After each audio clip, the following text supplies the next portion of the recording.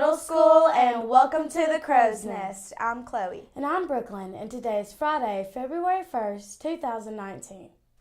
At this time, let us pause for a moment of silence.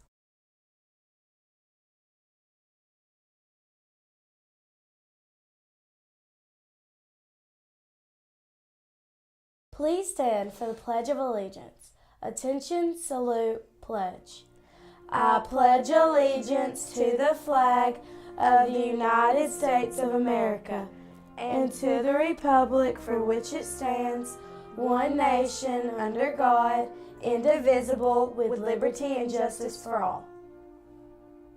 Our message for today is about clearing your mind of the word can't. You can accomplish anything if you're really willing to work at it. Let's listen once again to Thomas Edison, who said, "Opportunity is missed by most people because it is dressed in overalls and looks like work." But this is going to become a question we're going to want you to ask yourself a lot. What is my outcome in this situation? Because you can come up with a question like, what should I do?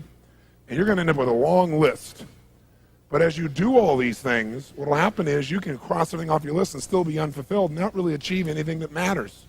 So you'll say, what's my outcome first? Then you begin to decide what you need to do to get the outcome. So in this case, we want to say, what's your outcome? You want to make it a habit to ask this question a lot. You're in the middle of a conversation. Stop yourself if it seems to be going nowhere and say, what's my outcome here? Do I want to connect? Do I want to influence this person? Do I want to learn something? What's your outcome? For example, how many of you have ever been caught up in an argument and you even forgot what you're arguing for, but you knew you had to win? Okay, if in the middle of that argument you were to ask yourself the question, what's my outcome here? I guarantee you your brain would say, well, my outcome is not to fight, my outcome is to resolve this. And as you get clear on what your real target is, your behavior will change automatically. So very, very few people know what they want. And the more you can get about what you want, the more you can really achieve. For lunch today, our menu will be chicken sandwich or hot dog, potato wedges, baked beans, bean salsa, and an orange. Or you can choose a deli sub grab-and-go or a chicken club salad. Interested 7th and 8th grade Winfield students have one final opportunity to audition for the Drama Club's spring production of the comedy Tom Jones. No preparation is necessary to try out, and you do not need to be a drama student to participate. Just show up today at Song and Dance Studio from 6:30 to 9. See Mr. Kaufman if you have any questions. Tomorrow, February 2nd, brings the most watched weather forecast of the year,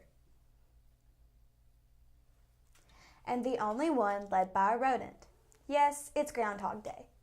And legend has it that on this morning, if the groundhog sees its shadow, there will be 6 more weeks of winter. If not, then spring is on its way.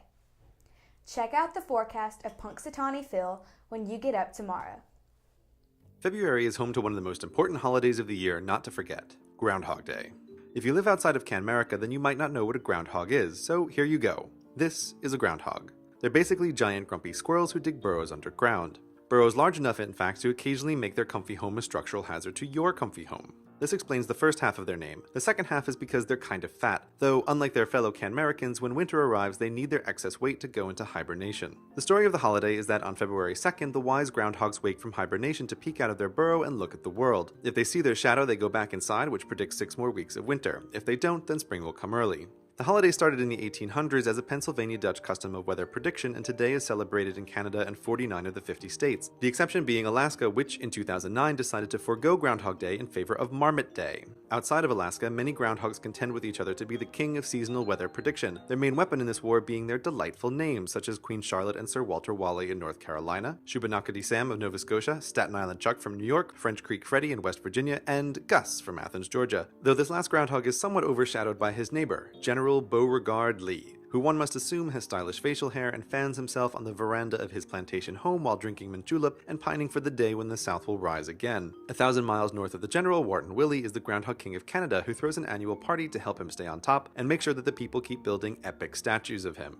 But if there could be only one, Punxsutawney Phil would be him. Not only is his name the most fun to say, but he also has quite a posse of top-hatted tuxedoed men who look after him and call themselves the Inner Circle. According to them, Punxsutawney Phil has been making predictions since the 1880s. Not a Punxsutawney Phil, mind you, but this Punxsutawney Phil, who is functionally immortal because of a magic life-extending elixir the Inner Circle members prepare for him so that he can continue to make predictions and bring in tourist revenue until the end of time. He also speaks a language called Groundhogese that only the president of the Inner Circle can understand.